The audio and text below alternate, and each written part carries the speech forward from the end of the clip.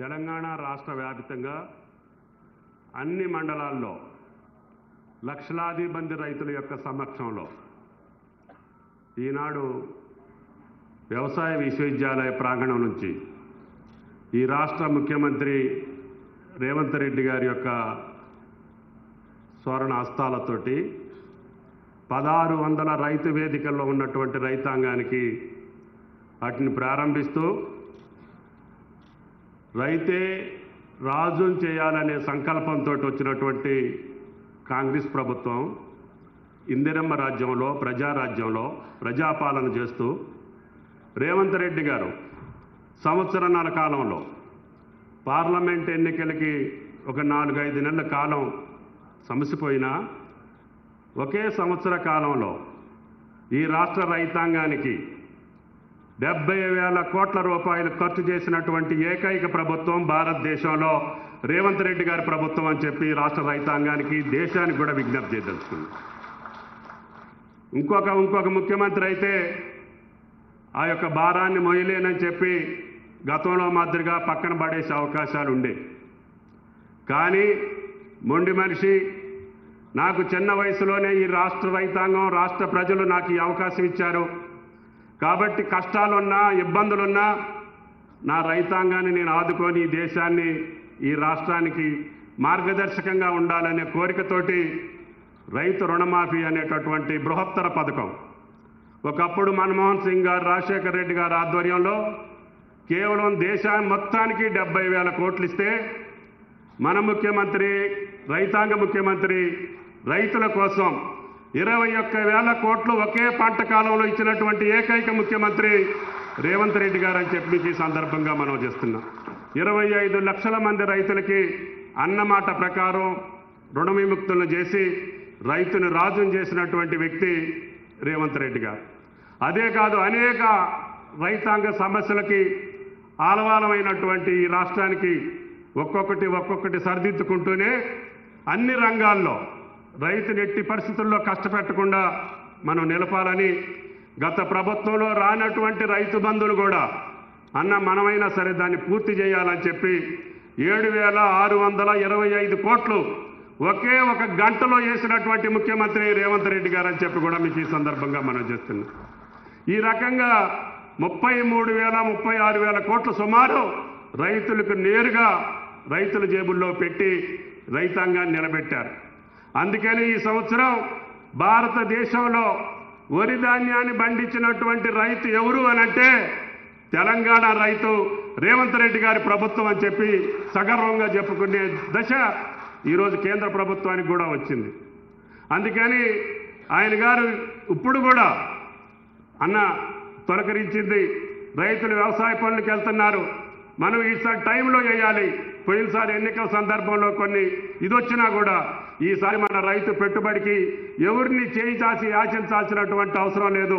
కాబట్టి ఇబ్బంది అయినా ఆర్థిక మంత్రి గారిని ఒప్పించి మంత్రివర్గాన్ని ఒప్పించి సిఎస్ గారిని ఇబ్బంది పెట్టి ఈరోజే మనం రైతుల ఖాతాల్లో డబ్బులు వేస్తే తప్ప బాగోదు అని చెప్పి పట్టుబట్టి ఇన్ని లక్షల మంది రైతుల సమక్షంలో ఈరోజు ఈ బృహత్తర కార్యక్రమం భారతదేశానికే ఆదర్శంగా నిలవాలని నేను చేసే ప్రతి కార్యక్రమం ఈ యొక్క దేశానికి మార్గదర్శకంగా ఉండాలని కోరుకునేటటువంటి ముఖ్యమంత్రి ఈ దేశానికి తెలంగాణ లాంటి పరిపాలన కావాలని కోరుకునేటటువంటి దశ ఇప్పుడు దాపురించింది.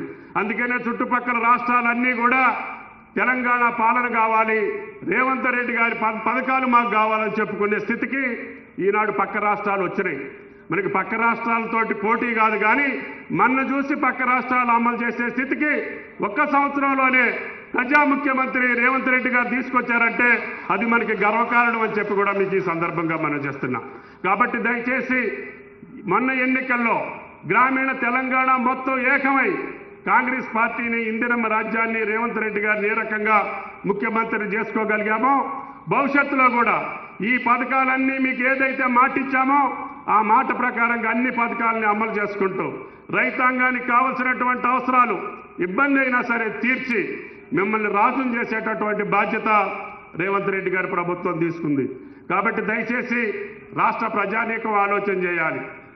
అన్నిటికీ ఇందాక సీతక్క గారు చెప్పినట్లుగా కాంగ్రెస్ పార్టీయే అంబాసిడర్. అది ఉచిత విద్యుత్ ఇచ్చిందా, నీటిపారుదల ప్రాజెక్టులు నిర్మాణం చేసిందా, లేదు రైతుకి రుణమాఫీ చేసిందా, ప్రతి కార్యక్రమానికి కూడా కాంగ్రెస్ పార్టీయే మనకి బెంచ్ మార్క్గా ఉంది.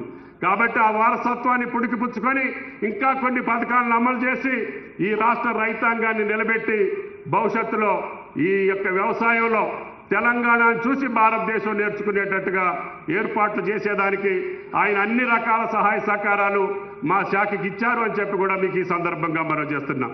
ఈ యొక్క ప్రజాప్రభుత్వంలో మా మంత్రులందరికీ కూడా మీ యొక్క శాఖల్లో మీరు ఏ రకంగా అయితే రైతాంగానికి కానీ మీ శాఖల్లో ఏం మేలు చేయగలుగుతారో మీరు ఆలోచించి నాకు చెప్పండి. నాకున్నటువంటి వెసులుబాటు ప్రకారం నేను అన్ని శాఖలకి న్యాయం చేసే అవకాశం ఉంటుంది. కాబట్టి మంత్రివర్గానికి స్వేచ్ఛనిచ్చినటువంటి ముఖ్యమంత్రి, మా యొక్క ఆలోచనలకి మా యొక్క మాటలకి విలువ ఇచ్చేటటువంటి ముఖ్యమంత్రి, ప్రజా అవసరాలకు తగ్గట్టుగా పరిపాలన కావాలని కోరుకునేటటువంటి ముఖ్యమంత్రికి మనందరం అండదండలుగా ఉండాల్సినటువంటి అవసరం ఉంది. అందుకనే ముఖ్యమంత్రులు ఈ యొక్క వేదిక మీద మీరు చూశారు. ఈ యొక్క కార్యక్రమానికి ఇంతమంది మంత్రులతోటి ఒక కార్యక్రమాన్ని ప్రారంభించినటువంటి చరిత్ర భారతదేశంలో ఇదే మొదటిది. ఎందుకంటే రేవంత్ రెడ్డి గారి ప్రభుత్వం రైతుల పట్ల ఉన్నటువంటి కాంక్ష, కోరిక, పట్టుదల, వాళ్ళ మీద ఉన్నటువంటి ప్రేమ ఈ యొక్క కార్యక్రమం ద్వారా మీకు విదితం అవుతుంది. అందుకనే సంపూర్ణ మంత్రివర్గాన్ని కూర్చోబెట్టుకొని ఈరోజు ఈ కార్యక్రమాన్ని తీసుకొచ్చారంటే రైతాంగం పట్ల, వ్యవసాయం పట్ల ఈ ప్రభుత్వానికి, ముఖ్యమంత్రి గారికి ఉన్నటువంటి ఆకాంక్షని, పట్టుదలని ఈ యొక్క రాష్ట్ర ప్రజానీకం గమనించుకోవాలి. మిగిలిన కార్యక్రమాలన్నింటిలో కూడా నెంబర్ 1గా వెళ్ళబోతున్నాం. మిగతా శాఖల గురించి ఇప్పుడు చెప్పాల్సినటువంటి అవసరం లేదు. సందర్భం వచ్చినప్పుడు మా మంత్రులు ఆ శాఖలకు సంబంధించి మేము ఏం చేశామో సంవత్సర కాలంలో భారతదేశంలో వినూత్నమైనటువంటి సంక్షేమ కార్యక్రమాలు ఈ భారతదేశంలో ఎవరూ ప్రవేశపెట్టలా. గుండె ధైర్యంతో మొండిగా నేను అన్నటువంటి గ్యారెంటీలతో సహా, సంక్షేమంతో సహా అనని కానీ చెప్పని కానీ ఇంకా కొన్ని పథకాలను తీసుకొచ్చి ప్రజల్ని సంక్షేమం దిశలా తీసుకెళ్లుకుంటూ ఒక పక్క అభివృద్ధి పదంలో నడుపుకుంటూ ఈ రాష్ట్రాన్ని ముందుకు తీసుకెళ్తున్నటువంటి ఈ ప్రజాప్రభుత్వాన్ని మీరందరూ ఆశీర్వదించాలని చెప్పి మేమందరం మీ యొక్క సేవకులుగా, ఈ వేదిక మీద ఉన్నటువంటి అందరం ప్రజా సేవకులుగా ఉంటాం. ప్రజాప్రతినిధులమైనటువంటి మేమందరం కూడా ఈ రాష్ట్ర ప్రజలు సేవ చేయడానికి వచ్చాం తప్ప ఇంకొక రకమైనటువంటి కారణాలు కాదు. ఇప్పుడు అధికారంలో లేనటువంటి పార్టీలు, అధికారం కోసం కావాలనుకున్నటువంటి పార్టీలు వాళ్ళు చేసిన తప్పుల్ని మన మీదకు దొయ్యాలని చెప్పి చూస్తున్నారు. మీరు నిన్న మొన్న చూస్తున్నారు, వాళ్ళు చేసినటువంటి దోపిడీ వ్యవస్థలకి కొన్ని సంస్థలు కొన్ని కమిషన్లు ఎంక్వైరీ చేస్తుంటే పెడబొబ్బలు వెళ్తున్నారు. ఈ యొక్క కృష్ణా గోదావరి జలాల్ని వినాశనాన్ని భ్రష్టు పట్టించి తెలంగాణకి వినాశనాన్ని చేసినటువంటి వాళ్ళు ఈరోజు ఈ ప్రభుత్వాన్ని, రేవంత్ రెడ్డి గారి ప్రభుత్వాన్ని, ఉత్తమ్ గారిని విమర్శించే స్థాయికి వచ్చారు. గత 10 సంవత్సరాల్లో కృష్ణా గోదావరి జలాల్లో నష్టాలు జరిగినాయి అంటే, ఈ రాష్ట్ర రైతాంగానికి నష్టం జరిగింది అంటే గత ప్రభుత్వంలో జరిగింది. దానికి నేను కూడా మన కమిషన్కి రిప్లై రాశాను. ఏం జరిగింది, ఏం జరగలేదు అని కూడా. అదేవిధంగా అన్ని రంగాల్లో ఈ రాష్ట్రాన్ని పట్టించినటువంటి కార్యక్రమాలు భవిష్యత్తులో మీరే చూస్తారు.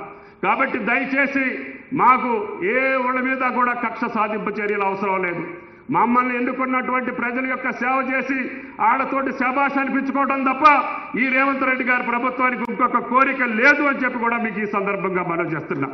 కాకపోతే మీరు అనవసరంగా ప్రజలను తప్పుదోవ పట్టించాలని అన్ని విఫలమైనటువంటి పథకాలను తీసుకొచ్చి ప్రజలను మోసం చేసి, దగా చేసి ఈనాడు ఈ ప్రభుత్వం మీద మసిబాయి రాయాలంటే, లేకపోతే మచ్చలు తేవాలంటే అది మీకు సాధ్యం కాదని చెప్పదలుచుకోవాలి. ప్రతి ఒక్క కార్యకర్త, ప్రతి ఒక్క రైతు, ప్రతి ఒక్క ప్రజాప్రతినిధి ఈ ప్రభుత్వం చేసేటటువంటి మంచి కార్యక్రమాలు సమర్థిస్తూనే, గతంలో చేసినటువంటి అన్యాయాన్ని ఖండిస్తూనే చీల్చి చెండాల్సినటువంటి అవసరం ఈ రోజు తెలంగాణ రైతాంగానికి, ప్రజలకు ఉంది అని చెప్పి మీకు ఈ సందర్భంగా మనం చేస్తున్నాం. కాబట్టి దయచేసి ఇంత పట్టుదలతో చేసేటటువంటి ప్రజాప్రభుత్వాన్ని మీరు ఆశీర్వదించాలని, వేదిక మీద ఉన్నటువంటి వాళ్ళందరం కూడా శాయశక్తుల ఆ భగవంతుడు ఇచ్చినటువంటి శక్తి మేరకి మీకోసం పనిచేసి శభాష్ అనిపించుకొని రేపు రాబోయే రోజుల్లో ఇంకా 1-2 పథకాలు ఏమైనా చేయాల్సి ఉంటే గుండె ధైర్యంతో చేసేటటువంటి మంత్రివర్గం ఉంది. ప్రభుత్వం ఉంది, అధికారులు ఉన్నారు. అందరినీ సమన్వయం చేసుకొని గత జూన్ 2వ తారీఖు నుంచి ముఖ్యమంత్రి గారు ఒకటే చెప్పారు, మనం అన్నిటిని కూడా సమన్వయం చేసుకొని ఒక పద్ధతి ప్రకారంగా ప్రణాళికాబద్ధంగా తీసుకెళ్దాం, అందరూ కలిసి ఈరోజు ప్రజల యొక్క ఆకాంక్షలు చేర్చాలి అని చెప్పి మాకు హితబోధ చేశారు. ఆయన మాటే తప్పకుండా మేమందరం పాటించి ఆయన్ని మంచి ముఖ్యమంత్రిగా, ప్రజా ముఖ్యమంత్రిగా, తెలంగాణలో అభివృద్ధి చేసినటువంటి ముఖ్యమంత్రిగా, చిన్న వయసులో ఆయనకు అవకాశం వచ్చినా మేమందరం ఆయనకు సహకరించి రేపు పెద్ద ఎత్తున భారతదేశంలో ఒక మంచి ముఖ్యమంత్రి స్థానంలో రేవంత్ రెడ్డి గారిని మనం అనుకునేటట్టుగా తీర్చిదిద్దాలని చెప్పి మిమ్మల్ని అందరినీ కోరుకుంటూ ఈ అవకాశం వచ్చినటువంటి రాష్ట్ర రైతాంగానికి, మా శాఖ అధికారులకి, అదేవిధంగా ఉప ముఖ్యమంత్రి గారికి, ఆర్థిక మంత్రి గారికి, సహచర మంత్రివర్గ సభ్యులకి, సిఎస్ గారికి అందరికీ పేరు పేరున ధన్యవాదాలు తెలియజేస్తా. సెలవు. Thank you.